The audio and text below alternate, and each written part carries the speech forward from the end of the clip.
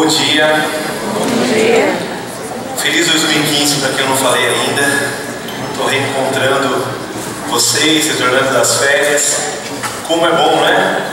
Renovar um pouco esse ciclo de encerrar algo, começar algo novo, é fundamental para o ser humano. Nós precisamos dessa renovação. Se você não tirou férias, faça isso quanto antes, que é necessário para a nossa alma poder dar uma reajustada. Fez muito bem nesse tempo, mas dá saudade de falar com vocês. Me deram hoje um presente aqui. Essa medalha da São Silvestre não é minha. Eu jamais teria conseguido cumprir minha promessa que eu fiz aqui há um ano, mais ou menos. Não prometi, mas disse que eu gostaria de correr, e nosso treinamento durou 3 dias no Ibirapuera. Os jovens foram 3 dias, a gente correu 3 dias, nunca mais corremos nada. Todo mundo engordou. E tá aqui. Aí um membro da comunidade falou: pastor, essa é minha medalha e eu quero ela de volta. Só que você só me devolve ela quando você tiver a sua, como incentivo. Eu acho que eu perdi a medalha. Mas a gente está em 2015, novo pra gente. Essa série tem sido muito especial, porque a gente tem falado sobre gratidão. Agradecer a Deus, ser grato a Deus. Grato a Deus pelos amigos. Foi o primeiro tema da série. Grato a Deus pela saúde, pelas promessas da palavra de Deus. Grato a Deus por ter enviado Jesus. Grato a Deus por tantos motivos que Ele construiu, nos deu, permitiu que tivéssemos desfrutado em 2014, e grato a Deus por aquilo que ainda virá. O tema de hoje talvez seja um dos mais complicados da gente agradecer a Deus. Coube a mim falar sobre gratidão por sofrimentos e perdas. Talvez para o ser humano seja das gratidões mais difíceis de brotar de um coração. É alguém que agradece a Deus, ao céu, por conta de sofrimentos e perdas. Eu não sei o quanto de dificuldade você tem, mas eu tenho muita dificuldade de agradecer e ter a perspectiva correta do que a gente passa nessa vida. E de alguma maneira bem sincero, eu queria conduzir esses próximos minutos contigo para a gente conseguir, na palavra de Deus, encontrar conselhos, encontrar a maneira correta de talvez enxergar os nossos sofrimentos e as nossas perdas. Se o seu ano de 2014 foi um ano difícil, foi um ano que talvez você tenha dito que queira apagar na tua caminhada, talvez ao final dessa mensagem você pense diferente. Uma certeza a gente tem: 2015 vai trazer as suas tempestades. No mundo tereis aflições, mas tenha um bom ânimo, que eu venci o mundo. Mas essa é uma certeza: o mal ele se levanta, ele é uma realidade. Eu quero falar um pouquinho com você sobre isso, que Deus possa ampliar o nosso coração, nossa perspectiva nesse dia. Abra sua Bíblia no livro de 2 Coríntios, capítulo 4, de 2 Coríntios, verso 17 e 18. Quero usar esse texto como base para a gente conversar um pouquinho sobre como agradecer a Deus por sofrimentos e perdas. 2 Coríntios 4, verso 17 e 18. Nova versão internacional diz assim: pois os nossos sofrimentos leves e momentâneos estão produzindo para nós uma glória eterna que pesa mais do que todos eles. Assim, fixamos os olhos não naquilo que se vê, mas no que não se vê. Pois o que se vê é transitório, mas o que não se vê é eterno. Vamos orar. Nosso Deus, Pai, nós louvamos o Teu nome, Senhor, pelo privilégio que é começar um novo ano, tendo o privilégio de ouvir a Tua palavra, Senhor. É a Tua palavra que nos mantém, é a Tua palavra que nos guia, e a gente agradece por passar esse tempo louvando o Teu nome e ouvindo agora o Espírito Santo mexer com o nosso coração, Pai. E eu te peço para que essa palavra, os textos que lerei, a maneira que a tua palavra fala sobre homens que sofreram, que isso possa nos inspirar, Senhor, e corrigir a nossa visão daquilo que passou e daquilo que virá, para a nossa convicção de que somos amados pelo Senhor, ela transborde hoje do nosso coração. Em nome de Jesus eu oro assim. Amém, Senhor. Amém. Paulo vai dizer que os sofrimentos que a gente tem hoje são leves e momentâneos comparado ao quê? Comparado ao peso que ele diz de glória que está sendo reservado para nós. E ele vai dizer, você tem que fixar os olhos naquilo que não se vê e não naquilo que se vê. Aquilo que se vê é passageiro, é transitório, é poeira, é neblina, e o que não se vê é eterno. O problema do mal é um problema que gera muita discussão e debate nos meios acadêmicos, filosóficos. Se você for discutir com um ateu ou com um agnóstico sobre o mal, ou o porquê da existência do mal, os maiores debates que eu assisto, às vezes no YouTube você vai assistir um debate, aqui tem um camarada aqui, conhecido hoje por debater com cristãos, que é o Richard Dawkins. Ele é um dos maiores vozes do ateísmo moderno aí, e ele sempre levanta o argumento do mal. E aí você tem alguns outros debatedores que tem vários argumentos racionais para falar da existência do mal. Então, uma das questões é a questão fundamental. Se Deus é bom, se Deus é todo amor, como vocês dizem, por que Ele permite o mal? Por que Ele não evita o mal? Por que Ele não isenta a gente do mal? Aí alguém diz assim, olha, poxa, a maioria do mal do mundo é feito pelo próprio homem. Se Deus fosse evitar o mal, Ele teria que começar evitando o nosso livre-arbítrio. Se Deus fosse evitar todo o mal, Ele teria que já começar evitando você do mundo, me evitando do mundo. Porque o mal que a gente gera no desejo, na conversa, nas ações, na corrupção, no abuso, na violência, todo esse mal que a gente vê sendo gerado e fica pasmo de assistir, a gente se pergunta, ué, como é que pode isso? Ontem eu assisti uma entrevista de um jornalista americano da Fox News entrevistando um muçulmano que tuitou defendendo, mais ou menos defendendo o que aconteceu em Paris. Ele dizia o seguinte, vocês não entendem que para o muçulmano o mais importante é a honra de Allah, de Maomé. Ele não vai colocar isso à frente da família, abaixo da família ou dele mesmo. Isso está acima de tudo. Ele postou isso com a hashtag que eles estão usando lá, o tiroteio em Paris. E aí o camarada colocou ele no jornal e começou a questionar. Então você quer dizer que é assim? Você quer dizer então que o muçulmano pensa assim e quer impor a sua religião no mundo, e quem não concordar tem que morrer? E ele foi um debate acalorado, não sei quantos vocês assistiram esse vídeo.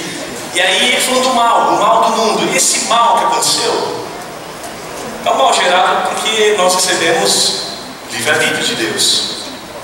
O C.S. Lewis, no livro O Problema do Sofrimento, que eu indico você a ler, uma boa leitura para esse ano, O Problema do Sofrimento, o autor chama C.S. Lewis, ele escreve dizendo que há duas coisas imutáveis na questão do sofrimento. A primeira delas são as leis que Deus criou, que são imutáveis, ou seja, se eu me jogar daqui, é certo que eu cairei, porque essas leis não vão mudar ao meu favor, só porque eu me joguei, mas eu sou querido de Deus, eu vou flutuar. Não, eu vou cair. Corroborando com isso, eu tenho o meu livre-arbítrio. Eu quero me jogar, eu quero bater em alguém. E se eu quero fazer isso, eu posso fazer isso. E porque Deus é amor, Ele diz que nós somos livres para fazer o que quisermos. E por Ele ser amor, há muito mal no mundo. E por que Deus não evita isso? Então alguém diz assim, então, se Deus é todo amor e todo poderoso, mas não evita o mal, e o mal existe no mundo como existe, por que eu posso confiar então que Ele é todo poderoso se Ele não evita todo o mal? Ou então, ou Ele não é todo poderoso, ou Ele realmente não é todo amor, porque Ele tem todo o poder, mas não ama completamente, porque Ele permite que seus filhos sofram, ou até, alguns na visão de alguns, Ele gera esse sofrimento. Então essas questões elas vão invadindo a nossa vida, e desde muito cedo na igreja a gente aprende uma relação com Deus baseada muito em circunstâncias. É uma relação muito complicada que a gente tem com Deus. Bem me quer, mal me quer, não é isso? Hoje Eu passei no concurso. Deus bem me quer. Ah, mas eu, feriado, a gente ia viajar, furo o pneu justo hoje. Mal me quer. E aí a gente começa, é tudo pra mim, é tudo eu, é tudo hoje, agora, eu quero agora. Deu errado. Ah, eu sempre já disse pra vocês aqui, né? A minha tia Zezela diz que quando a gente reclama de muita coisa simples, eu tirei 9,5 na prova, tá, pô, tô chorando, eu queria 10 em tudo, minha unha quebrou, paguei R$70. Sabe aquela coisa? O mundo acabou. Aí ela fala assim, você tá precisando de guerra, minha filha. Né? Você tá precisando de guerra. O que é isso? Testar o seu limite. A guerra testa o nosso limite. A questão do sofrimento testa o nosso limite. O sofrimento ele vai levar você a entender que você é finito.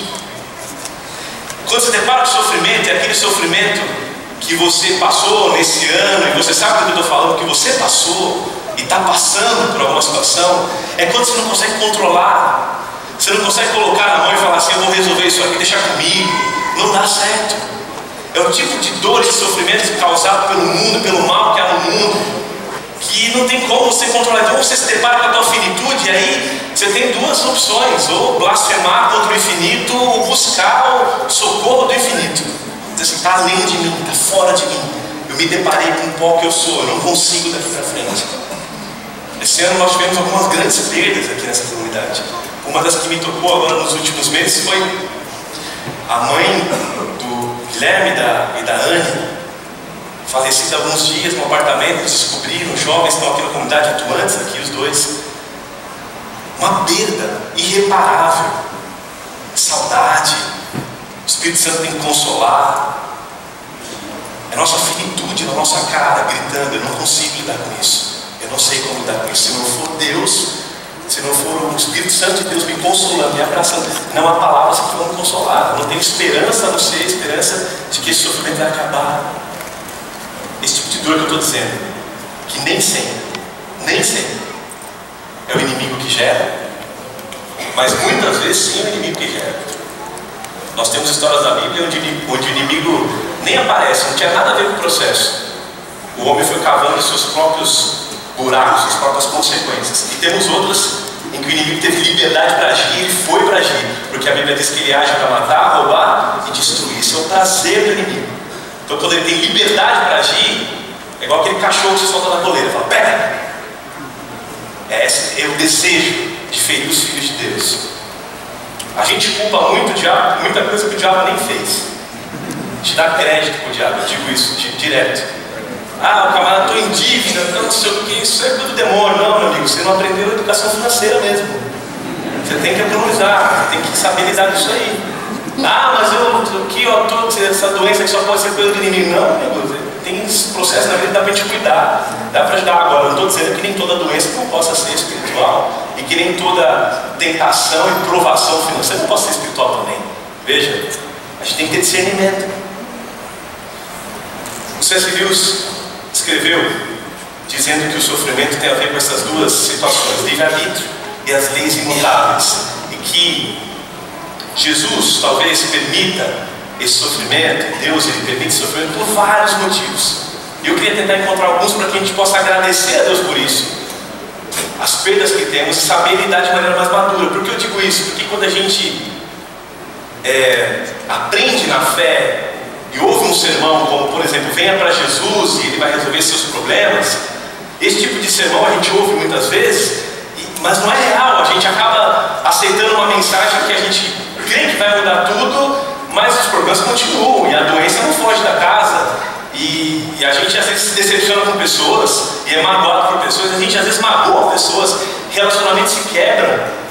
Mas justo agora que eu estou perto de Deus, aí a gente começa a associar a nossa relação com Deus às circunstâncias que estão ao nosso redor. Então a primeira ideia que eu quero deixar com vocês é que a relação de um cristão que está em maturidade com Jesus, em crescimento, sobre sofrimentos e perdas, não é uma relação colocada nas circunstâncias.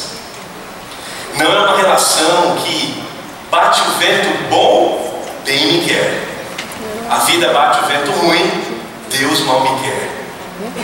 A relação de alguém que confia e ama a Deus, como Ezequiel orou por 2 vezes hoje, ele diz, Senhor, que não haja nenhuma dúvida no nosso coração, Pai, que o o Senhor nos ama.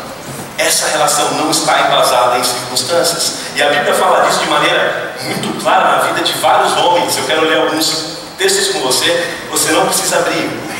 Jó, talvez o mais emblemático de sofrimento.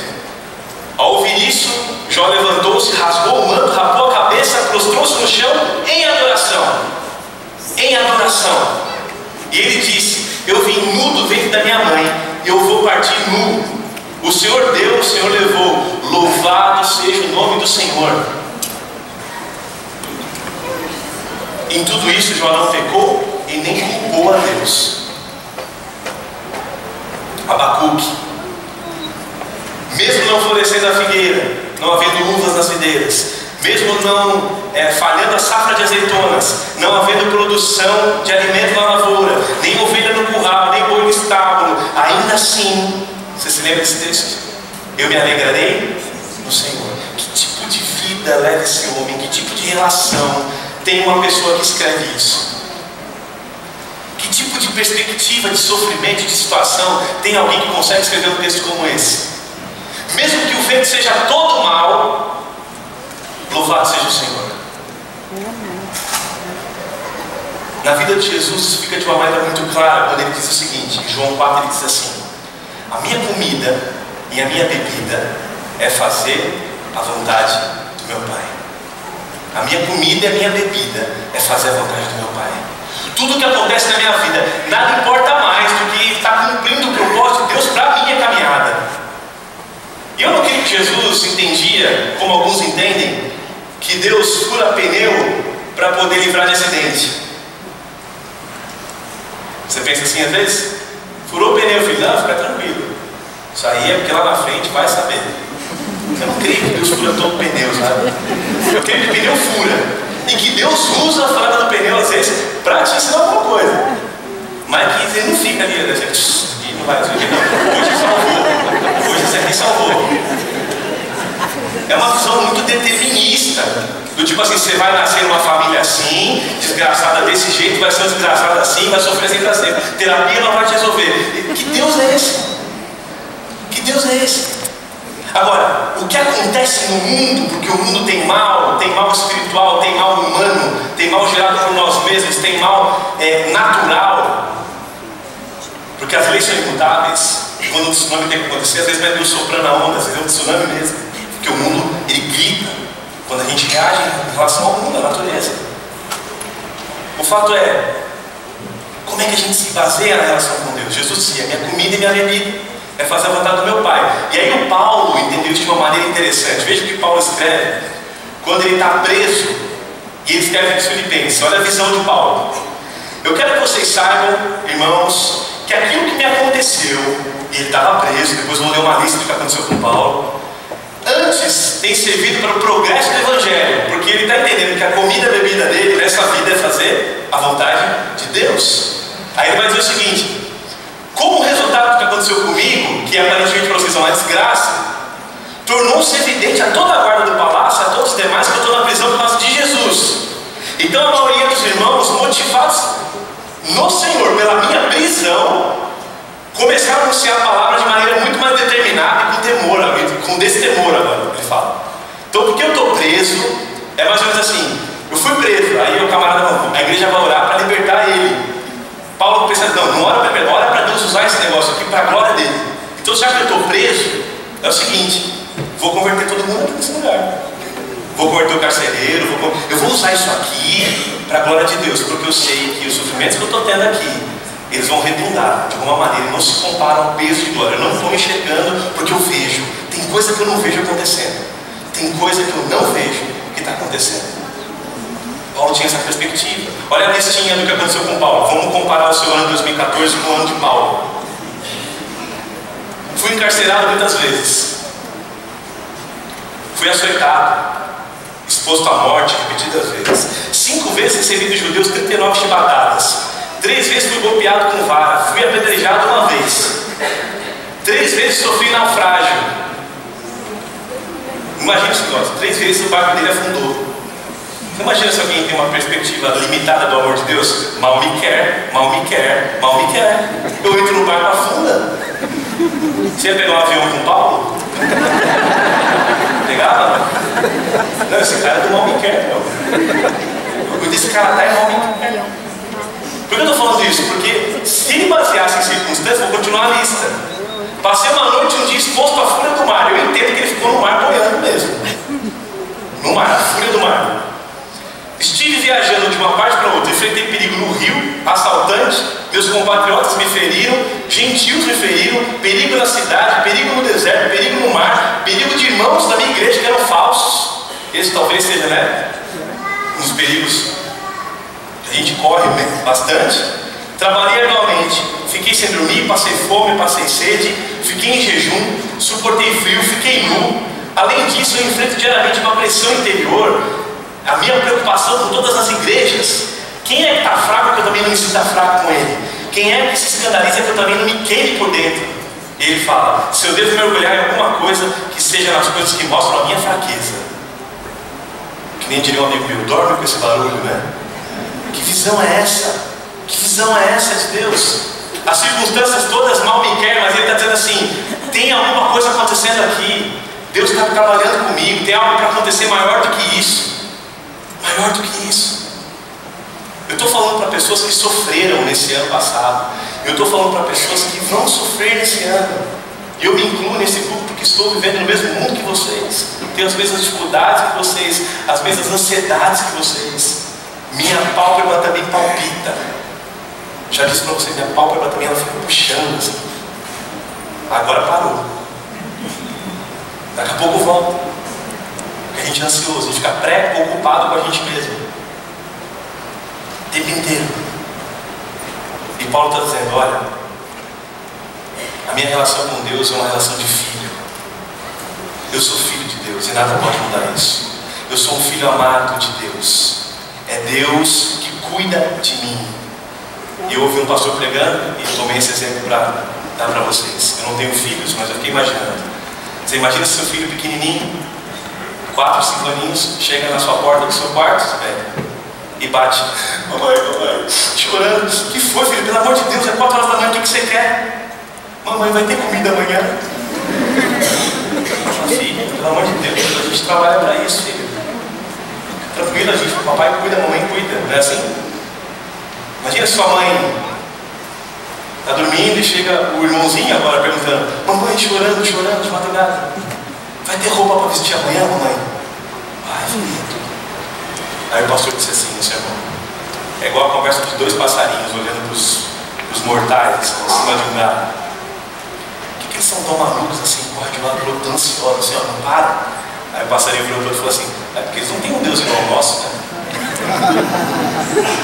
Vocês lembram do verso? Vocês são muito mais valiosos que as aves. É Deus que cuida. Aí, tempos atrás, eu fui visitar uma pessoa no hospital. Lembrei, olhando para o Pedrinho ali, a Joyce estava mais uma vez internada. E falando com ela, ao falar, eu falei, Joyce, e aí, como é que você enxerga tudo isso? Pergunta de pastor. Como é que você vê isso? Queria aprender alguma coisa com ela. Ela no leito, lutando já com uma doença há anos. Aí ela vira para mim e fala assim, pastor, se eu tiver que falecer, se essa doença for para despedida mesmo, agora nesse momento, eu sei que a minha morte vai ser de alguma maneira usada para a glória de Deus. Pastor, se eu tiver que ser um milagre, e Deus me levantar daqui, porque Ele pode me levantar daqui agora, se Ele quiser, que seja também usado esse milagre para a glória de Deus. Quer morra ou quer viva, ela tinha uma convicção. Eu sou filho de Deus. Ele está comigo. A relação de quem é maduro não está baseada em circunstâncias. Eu queria fazer um apelo a você em 2015. Não lute com Deus.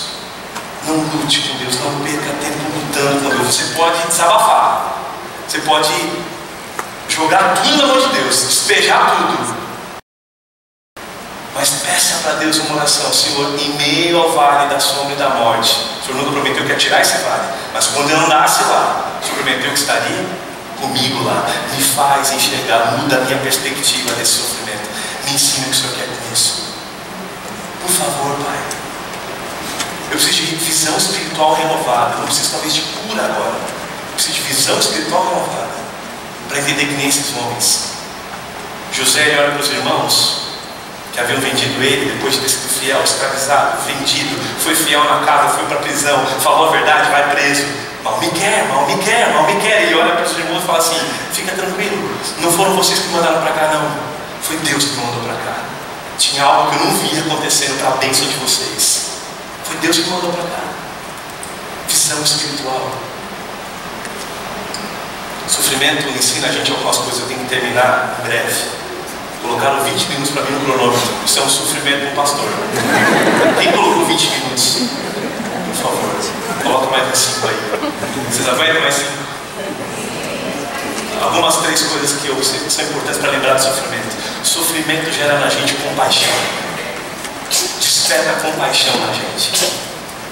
Aquele que sofreu olha para o lado e fala assim: eu sei o que está passando. E porque eu sei o que está passando, eu vou ser uma bênção na tua vida. Porque eu passei isso com meu filho, eu estou te vendo passar isso agora. Aquela dor me fez abrir o coração. Eu vou ser Jesus na tua vida. Eu vou te ajudar a sair desse negócio. Sofrimento abre o coração para compaixão. Se Deus eliminasse todo o sofrimento nosso e respondesse a nossa oração, a cada oração, a gente seríamos, já somos, mas seríamos muito mais seres egocêntricos, seres mimados. A escola da vida é uma escola de tempestade. E ela gera em nós compaixão. Quem é o melhor ajudante e conselheiro de dependente químico? O ex-dependente químico, o pai que teve dependente químico em casa. É esse que entendeu que na dor, na luta com a droga, hoje ele pode ser bênção para alguém. A mente abre, o coração abre, e o caráter abre, renova o caráter. A gente aprendeu uma relação com Deus de culpa, de circunstância, de dor. É brincadeira de criança, mas isso acontece. Sabe aquela coisa de falou coisa ruim para a mamãe, xingou a mamãe, aí o menino vai e topa com o dedão no negócio. Tá vendo?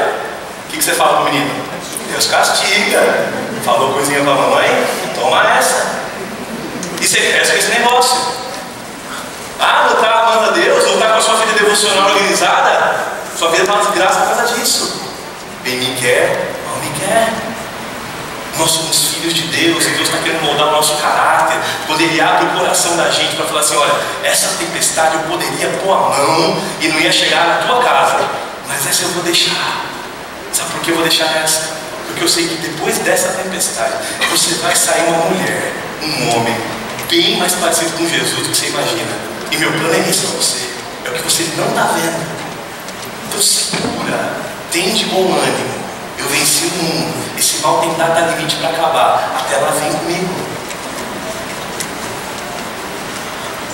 Gerar compaixão desenvolve a nossa fé. A Bíblia fala que a tribulação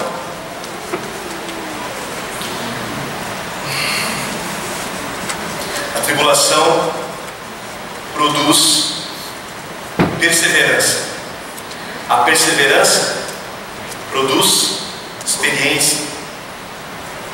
Caráter aprovado. E o caráter aprovado produz esperança. A fé da gente vai sendo provada. Pedro escreve assim: vocês exultam nisso, ainda que agora por um pouco de tempo. Sempre é um pouco de tempo. Para a Bíblia é sempre um pouco de tempo. Momentâneo, eles dizem. Devem ser entristecidos por todo tipo de provação. Ou seja, vocês vão ter todo tipo de prova e sentimento de sofrimento e dor nesse mundo. Assim acontece para que fique comprovado que a fé de vocês ela é muito mais valiosa do que o ouro que perece. Mesmo que refinado pelo fogo, ela é genuína. Ela vai resultar em louvor, glória e honra quando Jesus Cristo for revelado. Mesmo não tendo visto Jesus, vocês o amam. E apesar de não verem agora, vocês creem nele e exultam com alegria indizível e gloriosa, pois vocês estão alcançando o alvo da fé de vocês. A salvação da alma de vocês está sendo gerada em meio à dor, em meio à provação, Pedro está dizendo. É em meio a essa dor que a gente vai sendo refinado. Eu vejo amigos, quando converso, gente que passa pela minha vida.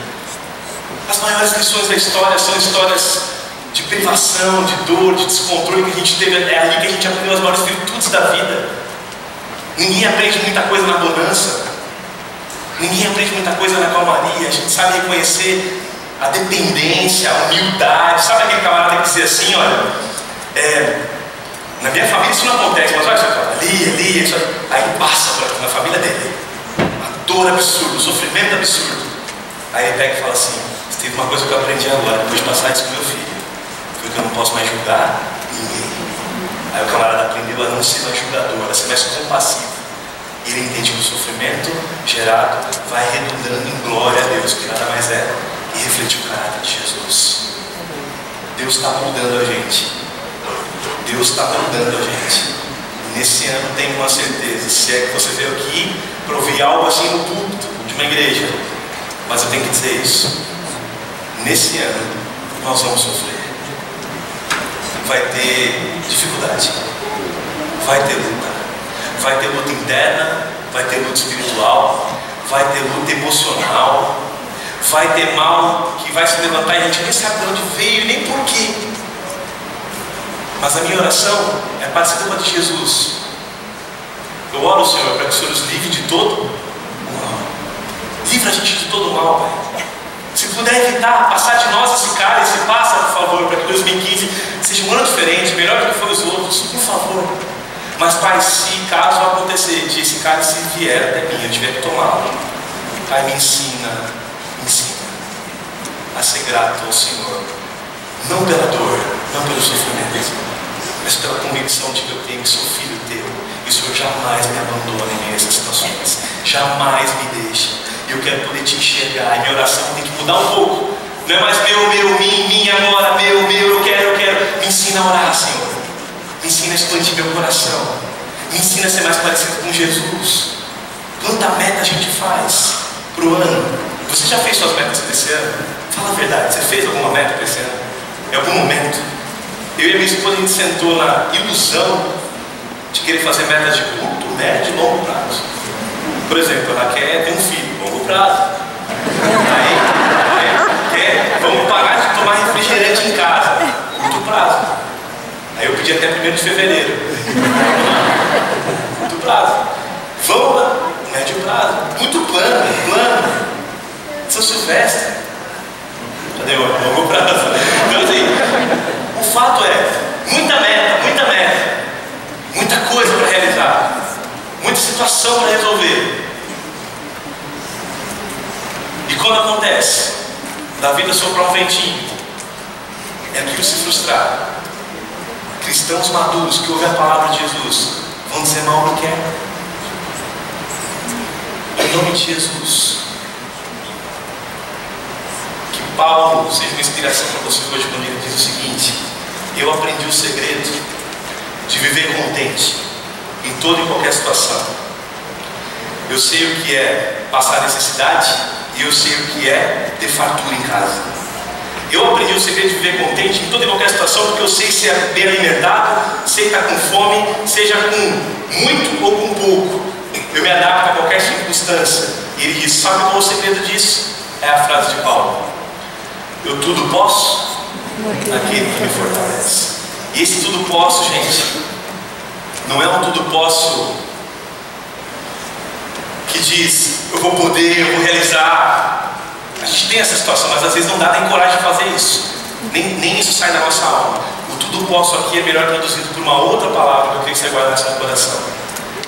No contexto bíblico, quando Paulo diz, eu sei o que vem em qualquer situação, e eu tudo posso naquele que me fortalece, ele está dizendo o seguinte: eu tudo suporto naquele que me fortalece.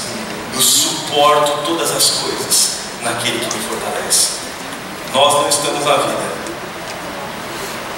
passando por aqui 75, 80, 90 anos para tomar conclusões das coisas, concluir o que Deus é, concluir como Ele age, concluir porque Ele ama, porque Ele não ama.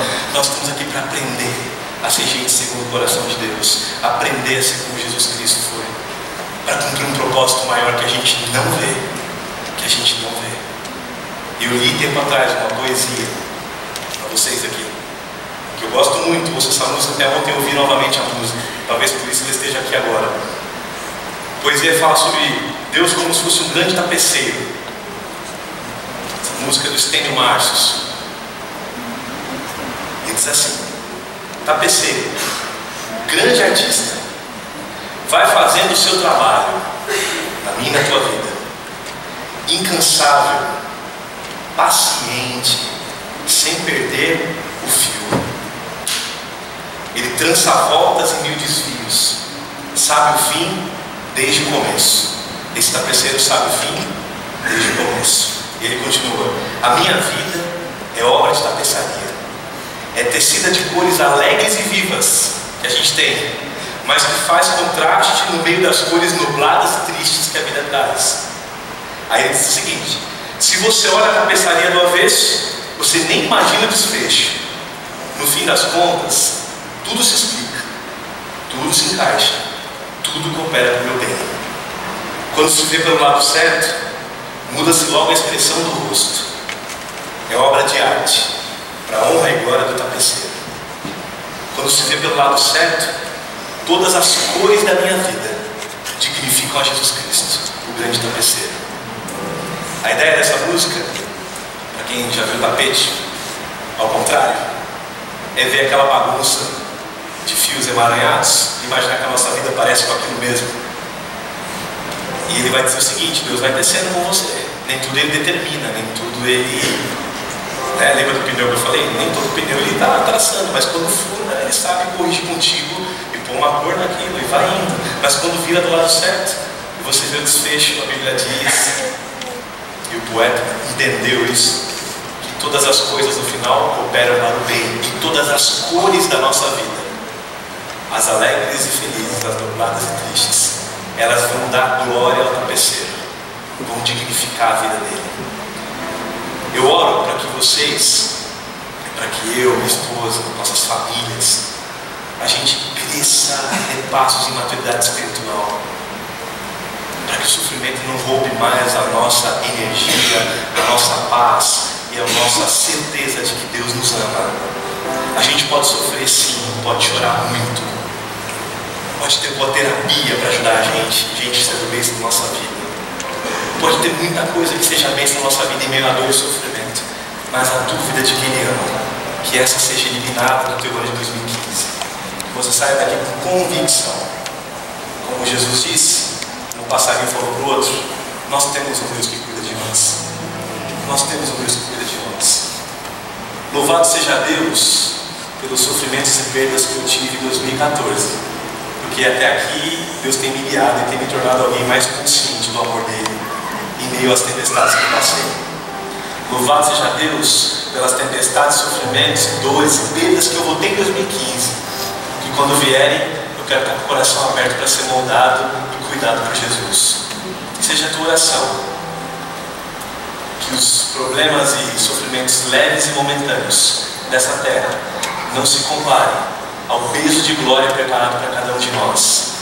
E que a gente fixe os nossos olhos naquilo que a gente não vê. Porque o que a gente vê é passageiro. E o que a gente não vê vai durar para sempre. E esse para sempre está chegando para nós. Confia nisso. Entrega o teu caminho ao Senhor. Não é isso? Tua rotina. Confia nele. Eu vou confundir um texto agora, porque todas as outras coisas vão ser acrescentadas. Feche os olhos, quero orar por você. Senhor, eu estou aqui, Pai, nessa presença do Teu Espírito, nessa alegria de poder falar da Tua Palavra de maneira simples, de maneira direta, para os meus irmãos, Pai, de fé. Eu estou aqui para Te louvar, Pai, porque eu olho para trás, na minha caminhada, eu vejo a mão de um tapeceiro me ajudando a tecer uma vida que faça sentido, uma vida que entenda que o mundo não vira e não gira ao redor de mim mesmo, Pai. E que o Senhor tem um propósito muito mais elevado, onde ali eu encontro esperança, perseverança, caráter renovado. Eu louvo o Senhor por lutas que eu tive, louvo o Senhor por lutas que todos nós aqui tivemos, porque de alguma maneira o Senhor usou essas lutas para transformar a gente em alguém mais semelhante ao Senhor, Pai. Eu oro para que pessoas que perderam e sofreram muito nesse ano que passou, Pai, que haja a consolação do Espírito Santo, Senhor. Que haja o abraço do Teu Espírito e que essa minha palavra não sirva para essa pessoa entender que talvez esse sofrimento só veio por um propósito, não por isso, Pai, mas que ela consiga enxergar que em meio ao mal desse mundo, o Senhor está trabalhando, Pai, o Senhor está agindo, o Senhor está desenhando, escrevendo, renovando, recriando, e a gente quer ter essa visão renovada na Tua presença, essa consciência ampliada do Teu amor. Eu te peço, derrama esse espírito de paz, no nosso coração hoje, Pai.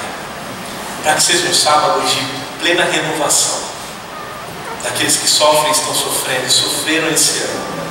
Para que haja paz de que o Senhor está em meio à tempestade e está trabalhando em meio a isso, para conduzir a gente aos teus pés, a sermos pessoas segundo Jesus. E para aqueles que tiveram muita calmaria, louvado seja o teu nome, Pai, por ter protegido a gente, por ter evitado o mal. E se por acaso se levantar nesse ano, nos dá a consciência de Jesus Cristo, Pai. Nos dá força e visão espiritual para jamais duvidar do teu amor por nós, Senhor. Nós somos teus filhos, Pai. A nossa relação não está embasada naquilo que acontece com a gente, mas no teu amor e na tua palavra, dizendo que o Senhor nos ama e ama eternamente. É nisso que eu me agarro, é nisso que eu peço, para que todos nós hoje tomamos a decisão de viver um ano entregues nas tuas mãos, a mão do grande pastor, a mão que conduz para passos verdejantes e águas tranquilas, e a mão que, quando a gente está no vale de sombra e morte, é a mão que está puxando a gente para sair de lá o mais rápido possível. É nessa mão que a gente se coloca, na certeza de que a tua bondade e a tua misericórdia vão perseguir a gente pelo resto da nossa vida até a eternidade. Em nome de Jesus. Amém, Senhor. Vou convidar você a ficar em pé para a gente cantar junto com o grande, ó meu Deus. Quero louvar contigo da grandeza desse amor, para que esses planos que a gente tem traçado